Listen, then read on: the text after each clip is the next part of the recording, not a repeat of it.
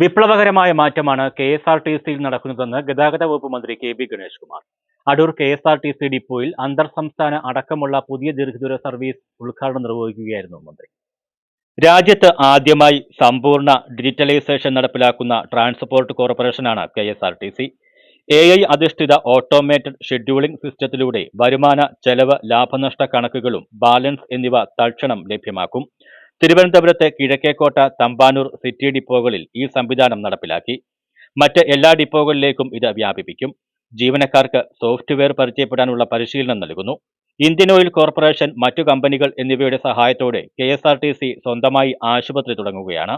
10 പേർക്ക് ഒരേ സമയം ഏറ്റവും കുറഞ്ഞ ചെലവിൽ ഡയാലിസിസ് ചെയ്യാനുള്ള സംവിധാനം തിരുവനന്തപുരം കിഴക്കേക്കോട്ടയിലുള്ള ആശുപത്രിയിലുണ്ടാകും. കെ.എസ്.ആർ.ടി.സി ജീവനക്കാർക്ക് പുറമെ പ്രദേശത്തെ പാവപ്പെട്ട സാധാരണക്കാർക്ക് ചികിത്സയും വിലക്കുറവിൽ മരുന്നും ലഭ്യമാകുമെന്നും മന്ത്രി പറഞ്ഞു. എല്ലാ ജീവനക്കാരുടെയും എല്ലാ കാറ്റഗറിയിൽപ്പെട്ടവർക്കും ന്യായമായ ഒരു പ്രൊമോഷൻ കൊടുക്കാൻ തീരുമാനിച്ചിട്ടുണ്ട്. ഏതാനും ദിവസങ്ങൾക്കുള്ളിൽ അതിൻ്റെ ഉത്തരവ് ലിസ്റ്റൊക്കെ റെഡി ആയിട്ടുണ്ട്. കണ്ടക്ടർമാരെയും ഡ്രൈവർമാരുടെയും എല്ലാം ഡ്രൈവർമാർക്കും പ്രൊമോഷൻ കൊടുക്കുന്നുണ്ട്. കാരണം അവർക്കും വെഹിക്കിൾ സൂപ്പർവൈസറായിട്ടുള്ള പ്രൊമോഷനും കാര്യങ്ങളും എല്ലാം പരമാവധി നമുക്ക് വേക്കൻസി ഉള്ളതുപോലെ കൊടുക്കാനായിട്ട് നിർദ്ദേശം കൊടുത്തിട്ടുണ്ട്. അതിൻ്റെ ലിസ്റ്റ് ആയിട്ടുണ്ടെന്ന് എനിക്ക് മെസ്സേജ് ഉണ്ട്.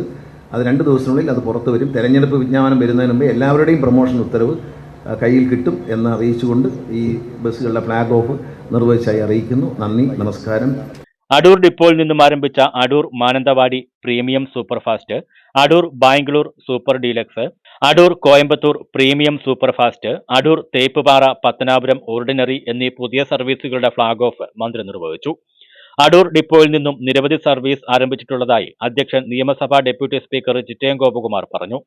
സർക്കാർ അനുവദിച്ച 1 കോടി രൂപയിൽ അടൂർ ഡിപ്പോ യാർഡ് നിർമ്മാണം ആരംഭിച്ചതായും ഡെപ്യൂട്ടി സ്പീക്കർ അറിയിച്ചു. അടൂർ നഗരസഭാ chairperson Reena Samuel, vice chairperson D Sasikumar, ward councillor Mumtaz, CMD Pramod Shankar, ATO Reji Mathew, സാമൂഹിക രാഷ്ട്രീയ പാർട്ടി പ്രതിനിധികൾ തുടങ്ങിയവർ പങ്കെടുത്തു. News bureau, Adoor.